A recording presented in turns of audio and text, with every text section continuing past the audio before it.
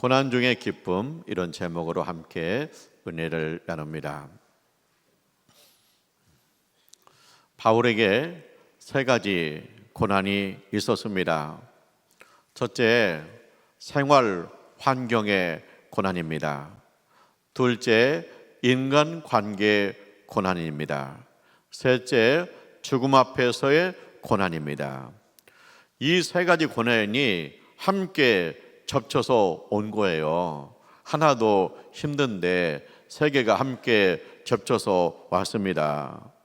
그런데 바울은 이 고난 가운데서, 이 고난 중에서 나는 기뻐하고 또 기뻐하노라, 그렇게 선포해요. 나는 기뻐하고 또 기뻐하노라. 자, 바울의 말씀을, 바울의 이야기를 잘 들어보면 고난 가운데서 기쁨을 찾는 것이 믿음의 능력이라는 거예요. 고난 가운데서 기쁨을 누리는 것이 믿음의 실력이라는 거예요. 자, 우리가 어떻게 바울은 고난 가운데서 기쁨을 찾아냈을까 하는 것을 함께 나눕니다. 첫째, 생활 환경의 고난 가운데서 기뻐했습니다. 바울은 지금 로마 감옥에 갇혀 있습니다. 우리 시대에는 교도소가 많이 좋아졌죠.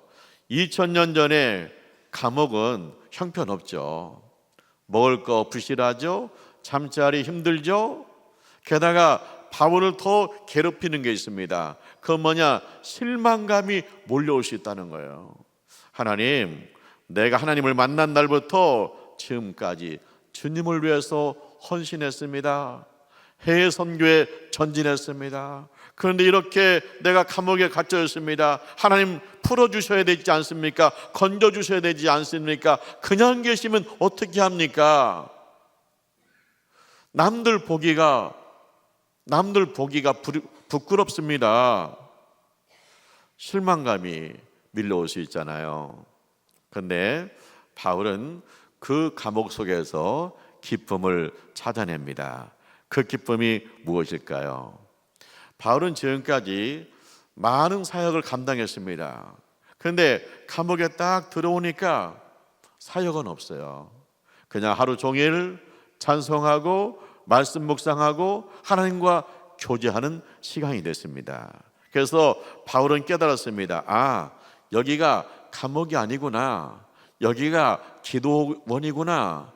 여기가 기도굴이구나. 여기가 주님을 만나는 자리구나. 하나님을 더 깊이 만났다. 그래서 바울은 나는 기쁘고 또 기뻐하노라 그러는 거예요.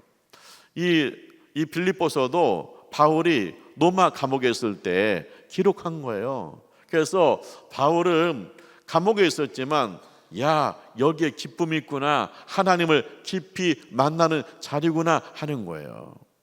또 있어요. 자, 바울이 감옥에 있을 때 군사들이 교대해서 감옥을 지킵니다. 근데 이제 바울이 그 군사들한테 복음을 전하는 거예요. 예수 이야기하는 거예요. 그러면 어떻게 나올 것 같아요? 야, 너나 잘해라. 제수 주제 네가 나를 가르치냐? 그럴 거 아니에요. 근데 놀랍게도 이렇게 바울이 예수를 전하면 그 예수님을 영접하는 군사들이 있는 거예요. 그래서 여기가 감옥이 아니네. 여기가 선교지네.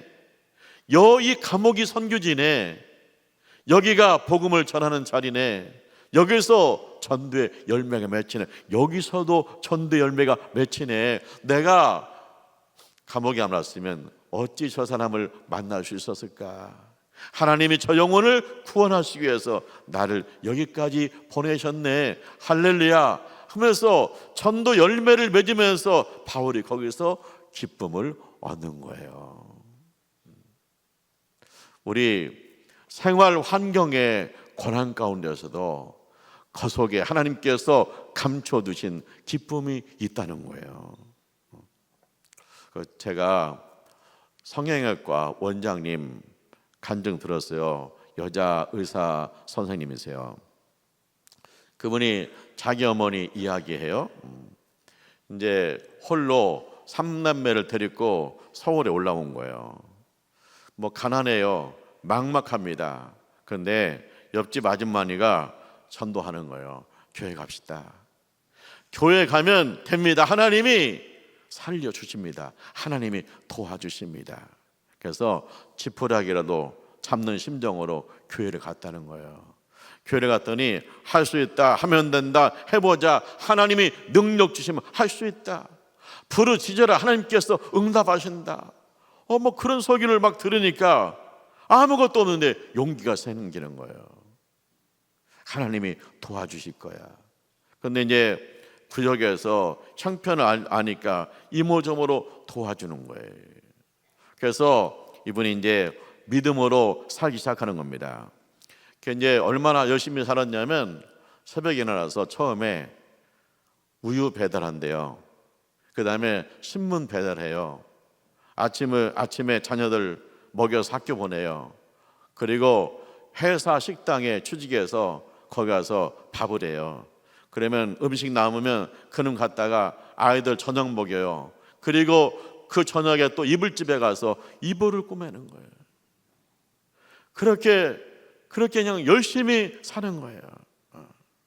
그런데 거기 그 속에서 기쁨이 있다는 거예요. 그게 뭐냐?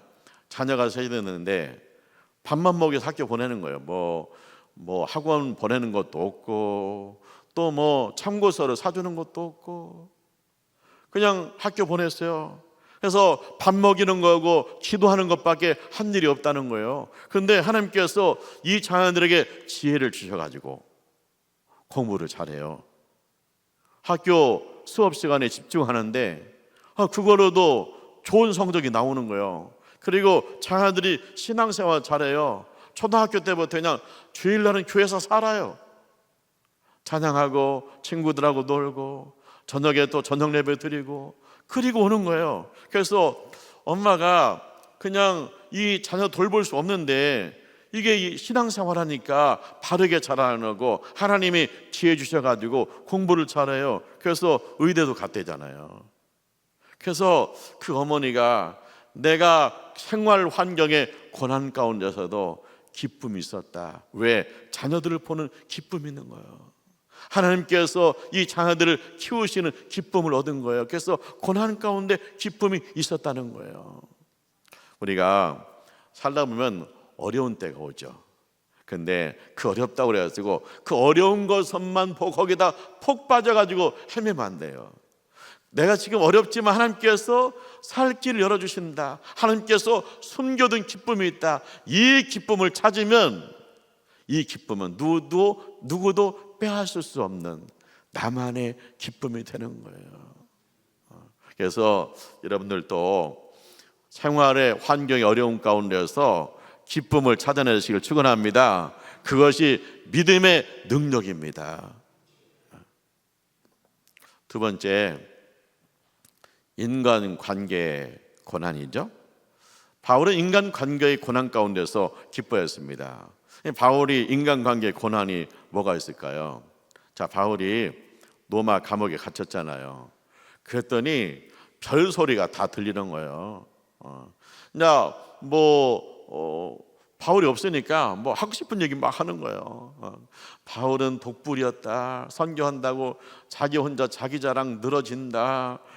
바울은 말이 시원치 않다. 바울이 말이 눌변이다. 그래서 설교가 은혜가 안 된다. 막 그런 소리가 막 들려오는 거예요. 바울이 없다고. 그러면 이제 바울이 인간관계 속에서 좀 어렵잖아요. 그런데 바울이 이 어려운 인간관계 속에서 기쁨을 찾아내요. 뭔 기쁨이 있었을까요? 자, 바울이 감옥에 갔잖아요. 그랬더니 그동안 숨어있던 사람들이 나오는 거예요. 바울이 하지 못한 일을 내가 해야겠다. 내가 바울이 섬긴 교회를 내가 섬겨야겠다. 바울은 하나 감옥에 갇혔는데 바울을 이어서 일하겠다는 사람이 3명 4명 막 나오는 거예요. 내가 없다고 해서 안 되는 게 아니구나. 하나님께서 준비한 사람들이 일어나는구나, 그런 얘기예요. 게다가요, 바울을 비난하는 사람들이 있었잖아요. 이 사람들이, 그래, 바울이 없을 때 내가 열심히 해서 내가 이제 바울의 자리를 차지해야 돼. 내가 이 교회에서 이제 지도자가 될 거야. 때는 이때야. 하고 이 사람들이 막 열심히 하는 거예요. 근데 열심히 하다 보니까 무슨 마음이 드느냐? 바울을 이해하게 되는 거예요.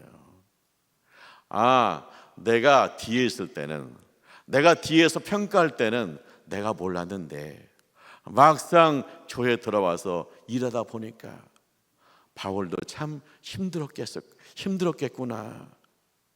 이렇게 바울이 힘들었을 텐데 내가 격려하지 못하고 내가 뒤에서 평가했으니 참 죄송하다. 사람들이 그런 마음이 드는 거예요. 그래서 한 명씩 두 명씩 변화가 일어나는 거예요. 게다가 그 사람들이 막 예수를 전하니까, 아니, 순수한 마음으로 예수를 전하는 사람도 있고 경쟁심으로 예수를 전하는 사람도 있는데 여기저기에서 전도 열매가 맺히는 거예요. 바울의 기쁨은 영혼 구원이잖아요. 그래서 기뻐하는 거예요. 우리가 보면은 구역장과 구역인도자, 신도의 회장, 이런 교회에서 일을 맡으면 목회자의 마음을 안다는 거예요. 뭐냐면, 야, 구역 다 모여, 우리 가자. 그럼 막 같이 막 움직이면 얼마나 좋겠어요. 근데 이유가 막 생겨요. 그래서 이게 구역 인도하고 신도에 지도하다 보면은 무슨 마음이 생기느냐? 야, 말만 가지고 안 되는구나. 내가 먼저 섬겨야 따라오는구나. 야, 이거 하나님 앞에 기도해서 주님이 움직이지 않으면 안 되는구나.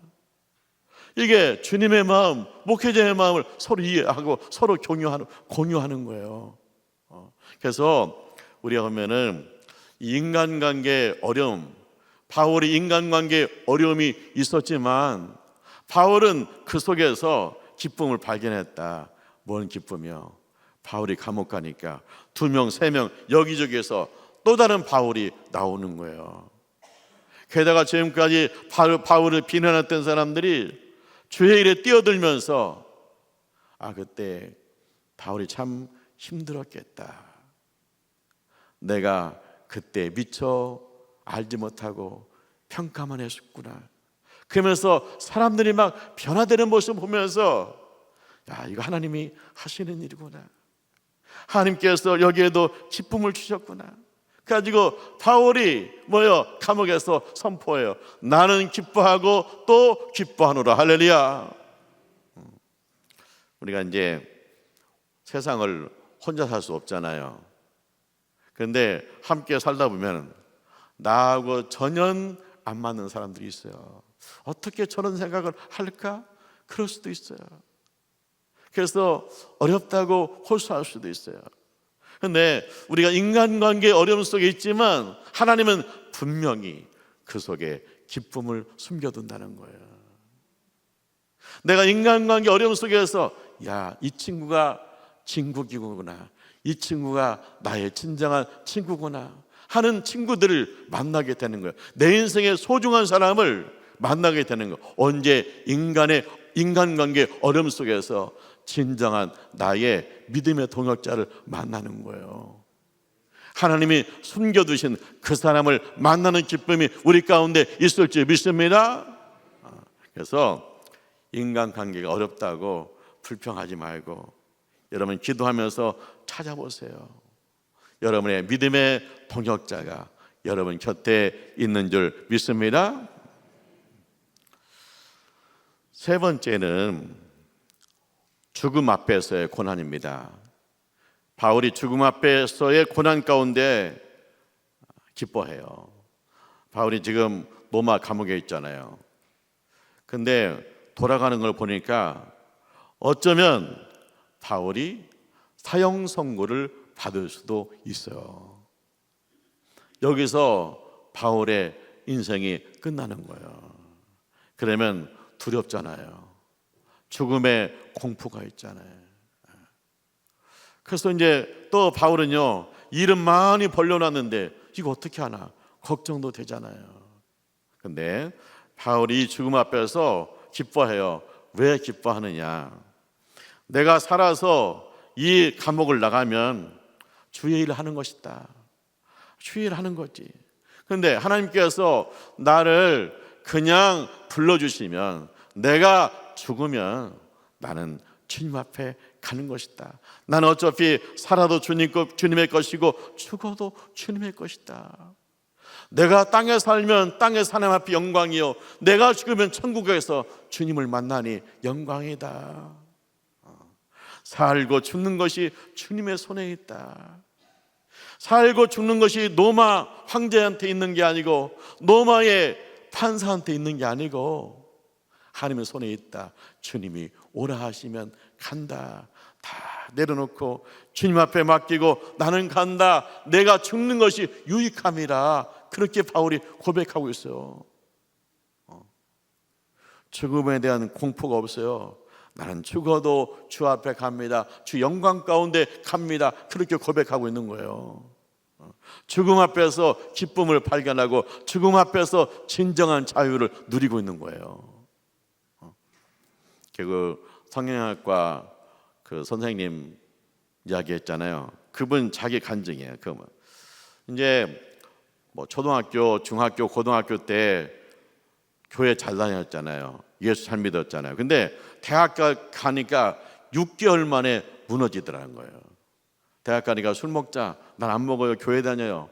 6개월 동안 버티다 6개월 만에 술 먹기 시작하니까 막 퍼마시고, 그 다음에 동아리에 가니까 사회주의 교육을 하는 거예요. 신은 없다. 신이 있다면 세상이 이렇게 불공평하냐? 신은 없어. 어떻게 태어날 때 이렇게 불공평하게 태어나냐? 신은 없어. 우리가 이 세상을 바꿔야 돼. 우리가 이 세상을 뒤집어야 돼요.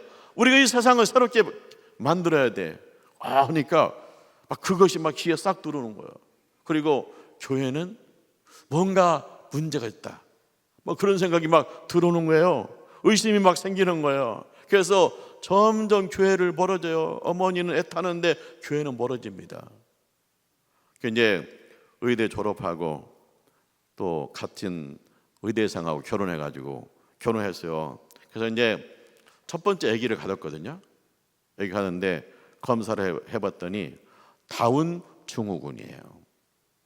그래서 정밀 검사를 해야 되는데, 정밀 검사하려면 뱃속에 아이의 피부를 떼야 되기 때문에 죽을 수도 있다 그러는 거예요.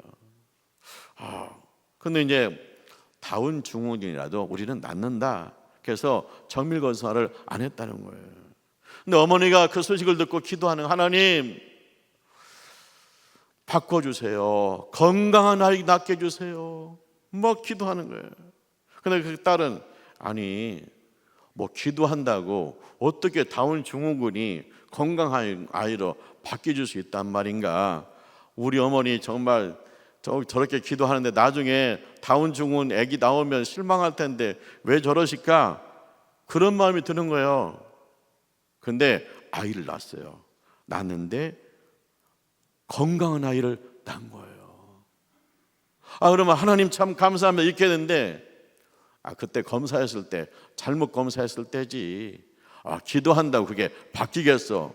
이게 사상에 들어가니까 그렇게 안 믿어지는 거예요. 두 번째 아이를 가졌어요. 이제 내가 대학 교수 된다고 막 수술하고 열심히 공부하고 그랬대요. 나 이거 성공해야 된다. 근데 아이를 가졌는데 뭐 수술한 막 10시간 수술할 때도 있고 막 이렇게 하니까 나중에 보니까 산부인과 가니까 그래. 아기가 1kg 이하라. 이거 위험하다. 당신 쉬어야 된다. 당신 쉬어야 되지. 그렇지 않으면 아기 죽는다 이거. 아니면 나중에 이거 아기가 다 크지 못해가지고 장애아로 난다. 그런 거예요. 근데도 나 여기서 지금 놓치면 안 되는데, 나 성공해야 되는데, 그래가지고 막 잘 먹고 그 다음에 열심히 하면 되겠지. 그랬다는 거예요. 그런데 보니까 아이가 안 크는 거예요. 아이가 안 커. 그래서 이제 아이를 낳는데 2kg 이상 돼야 아이도 건강하고 인큐베이터 안 들어간다, 그런 거예요. 그러니까 어머니가 하나님 앞에 막 금식 기도하고 작정 기도하고, 하나님 건강한 아이 낳게 해주세요, 막 작정 기도하는 거예요. 근데 어머니가 그러대요. 하나님이 나한테 응답을 주었다. 무슨 응답을 주었느냐? 너 건강한 아이 가슴에 품고 우리 집에 오는 거 내 응답 받았다. 근데 놀랍게도 이제 검사를 했는데 2.04kg, 2kg가 넘었대요. 그래가지고 아이를 낳아서 인큐베이터 안 들어가고 엄마가 가슴에 품고 친정집에 산후조리하러 온 거예요. 죽을 수도 있다, 장애가 될 수 있다. 근데 어느새 2kg가 넘어가지고 난 거예요. 그러면 하나님 너무 감사하잖아요. 근데 그렇게 기도한다고 그랬을까? 크면 크는 거지. 그리고 의심이 들어가는 거예요. 안 믿어지는 거예요. 우리 하나님 감사하다, 그런 마음 없는 거예요. 세 번째 아이를 가졌대요. 세 번째 아이를 가졌는데 19제 때 뭐라고 하냐, 이게 열려가지고 아이가 나올 수 있다. 그래서 묶어야 된다. 그래서 묶었기 때문에 이제는 아무것도 하면 안 된다. 누워 있어야 된다. 묶었는데 아기 낳으면 아기도 죽고 엄마도 위험하다, 그런 거예요. 그래서 이제 할 수 없이 이제 어머니 집에 가서 누워 있는데 어머니가 매일 기도하는, 눈물로 기도해. 하나님, 우리 딸도 건강하고 아기도 건강하게 해주세요. 눈물로 기도해. 그러면서 목사님 설교 테이프를 틀어, 그거 들으라고 막 싫다고, 그거 듣기 싫다고 치우라고. 근데 그 친구한테 전화가 왔대요. 독일에 있는 친구가 알고, 야, 성경을 들어라. 나도 아기 가졌을 때 성경을 들었더니 마음이 평안하고 태교가 잘 되더라. 그래서 좋아, 그러면 설교 안 들을 테니까 성경 들을게. 그래서 성경 말씀을 계속 듣는 거예요. 들으면서 자기가 듣는데 하나님께서 무슨 마음을 주느냐, 만삭되어 예쁜 아이를 얻게 될 것이다, 그런 감동을 주는 거예요. 그래서 이제 36주 때 이제 병원에 갔더니 뭐라고 하냐면, 야, 아기 낳을 때 됐다, 괜찮다, 이제 아기 낳다, 이거 묶은 거 풀기만 하면 아기 나온다. 그래서 갔는데 풀었는데 아기를 안 나는 거예요. 안 나오는 거예요. 근데 자기가 무슨 생각이 나냐면, 만삭되어 예쁜 아이를 낳게 될 것이다. 풀어도 안 나오는 것이 하나님 말씀대로 만삭되어서 나올 모양이다. 그래서 37주에 가가지고 아기를 낳았다는 거예요. 근데 아기가 너무 예뻐요. 그래서 그 아기를 안고 자기가 거기서 무릎을 꿇었다는 거예요. 하나님 살아계시네요. 하나님께서 말씀하신 대로 이루어지네요. 날 이렇게까지 사랑하십니까? 한 번, 두 번, 세 번 하나님이 계속해서 날 버리지 아니하시고 하나님의 기적을 보여줬는데 내가 뭐라고? 주님 앞에서 교만했습니다. 그가 하나님 앞에 엎드려 경배하는 걸 두 손 두 발 다 들은 거예요. 하나님이 살아계십니다. 하나님이 하셨습니다. 죽음 앞에서 하나님을 다시 만난 거예요. 할렐루야. 죽음 앞에 고난에도 기쁨이 있다는 거예요. 하나님께서 오죽하면 죽음 앞에까지 몰아가셨겠냐? 얼마나 강팍하면 죽음 앞에까지 몰아갔겠느냐? 거기서 두 손 들게 하시겠느냐? 죽음 앞에서도 기쁨이 있다. 하나님의 능력을 체험하게 된다 하는 거예요. 고난주간이에요. 이 고난주간에 여러분, 죽음을 한번 생각해 보세요. 내가 죽을 때 어떤 모습일까? 남만 죽는 게 아닙니다. 나도 언젠가 죽어요. 내가 세상을 떠날 때, 내가 죽을 때 나는 어떤 모습일까? 인생이 진지해져요. 여러분, 죽음을 한번 묵상해 보세요. 내가 죽는다. 그러면 내가 할 수 있는 일이 아무것도 없기 때문에 죽는 거예요. 의사가 아무것도 할 수 없어요. 사망 선고를 내릴 뿐이에요. 내가 그렇게 어렵게 만든 아파트 아무것도 할 수 없어요. 나는 그 아파트를 떠나야 돼요.